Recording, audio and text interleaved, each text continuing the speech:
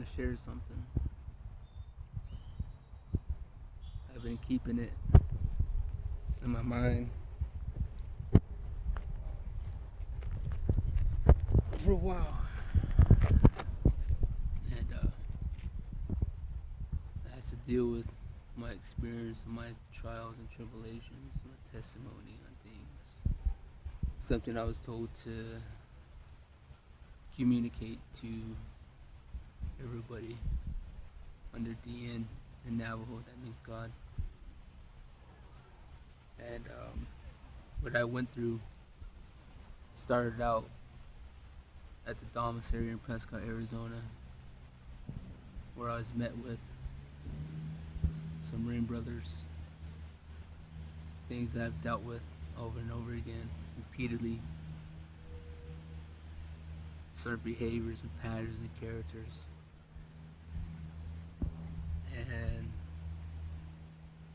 I believe sharing this information will help out those to overcome some obstacles in life, to get through these challenges and tribulations, that there is blessings and miracles when you believe in God. Like I said, DN and Navajo's God. So my culture, Navajo side, and God and my faith, getting anointed as in Catholic, getting help, and facing principalities, Satan, demonic entities, witchcraft, warlocks, wizards, sorcerers, societies, government, medical, community, false prophets, people that say they're of good heart, of good faith, of good spirit, but behind their mask is indifferent from what you believe, from what you see. And it goes by their patterns, their character, their behavior. And you pick it up. I picked it up from my childhood, from what I was placed in the home, my family, what I seen growing up. What I faced and experienced was, and I'll start back from Prescott, Arizona, last year in August. I went to treatment, and I'm a veteran. Was in the Marine Corps. Did 4 years. Went OEF of Afghanistan, and like I said, I met some Marine brothers, some other veterans, and I faced certain things. When I say that, when I speak of my culture on government lands or places and things, I'm not able to practice it without being treated some type of way, indifferent. And I go through this daily. All 39 years, I face it.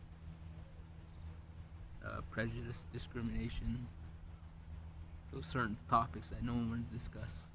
Religion, spirituality, being indifferent from others.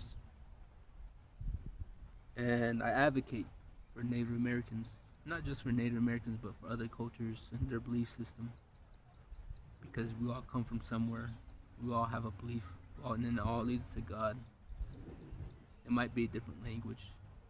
It might be a different context. There's good and there's bad. There's evil, there's good.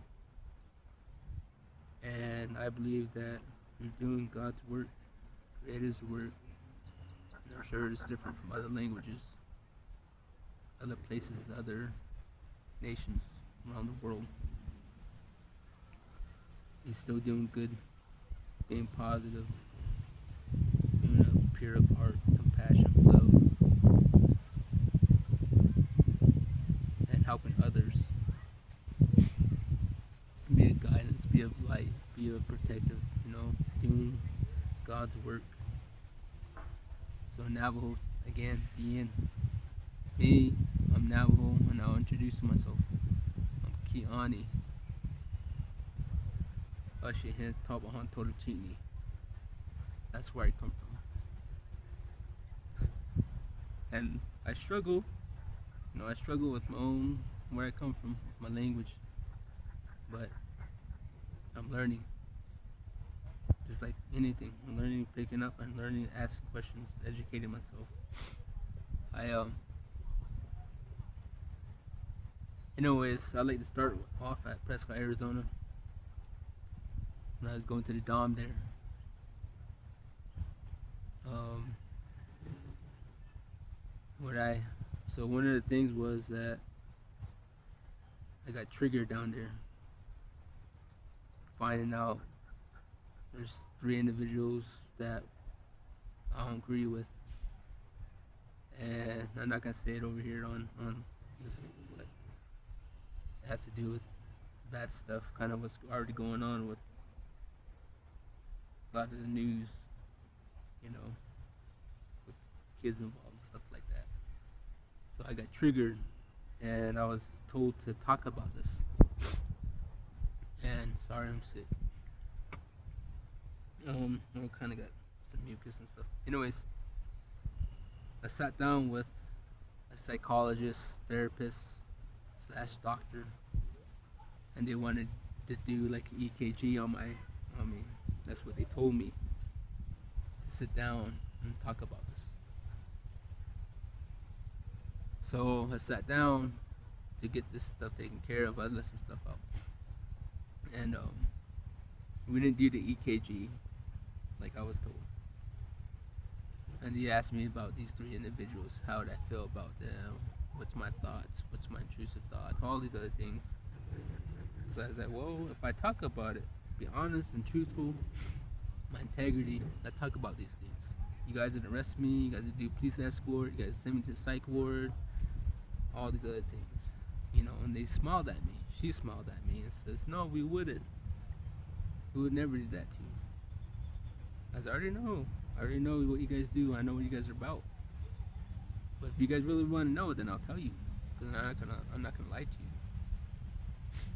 So I communicated what's going on up there in my mind. It has to do with intrusive thoughts, being honest, showing integrity. And that led me to, unfortunately, getting escorted to the main person who runs that domicile down in Prescott, Arizona. And when I sat there and I was like, could I take a break? Could I take a breather? They know you can't leave. But as soon as I look out there, there's officers standing there waiting for me. Like I said, I already knew. I already knew what was gonna happen. I got a police escort down to the emergency room. I wasn't getting handcuffed, but they said no, he's okay. I had a control of my emotions and whatnot, and like I said, I already knew what was going on. And then I called it out beforehand. So, got to the emergency room, and what I communicated to them, I let some stuff out. What I communicated to them, I overheard the doctor communicating to the therapist, the psychologist, the counselor. She just write up what you have. And she's like, I don't have the notes. I overheard. I don't have the notes. You just put it together. So she put it together. I waited in the emergency room, had 2 Marine buddies stop by, checked up on me. I wanted to listen. Individual is Dan. I'll go by first names. Dan and Chris, 2 Marines. Anyways, and I ended up going to getting help. They came, stopped by, checked on me. And I went my way, went to the psych ward, the stabilization unit, 24/7 lockdown. Got ambulance over there, checked in, stayed there for a couple days. While I was there, I was also experiencing a young kid. He was having certain problems where his coping was speaking out loud, and people were getting offended by it. 2 individuals, older gentlemen, like over 60, over 50, and one of them's like, hey, can you keep it down? I was getting after him, kind of making fun of him. I was, hey man, you know where he's been. You don't know what he's been through. That might be his coping mechanism. Leave him alone. He's like, what? I said, you heard me. Leave him alone. And I found out from the counselor that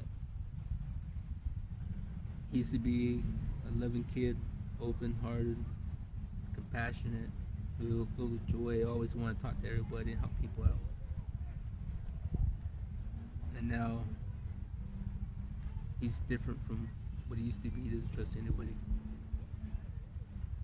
And it put some thought to me and what I experienced. I'm gonna stop this recording at 11, about 20 seconds, so then I re-record some more. So just enjoy this river here.